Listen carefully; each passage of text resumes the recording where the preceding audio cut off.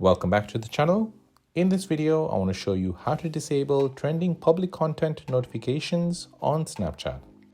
If you're getting a lot of trending or popular public or spotlight content, then let me show you how to turn this off. Open up your Snapchat app, then tap on your profile emoji at the top left,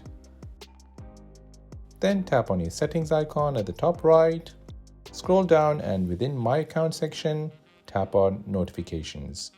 Here you'll see a set of different notifications. Find trending public content from the list and toggle it to the left-hand side to turn off Stories notification.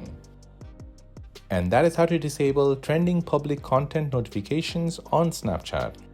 Before you go, don't forget to like this video and please consider subscribing if you found this video useful.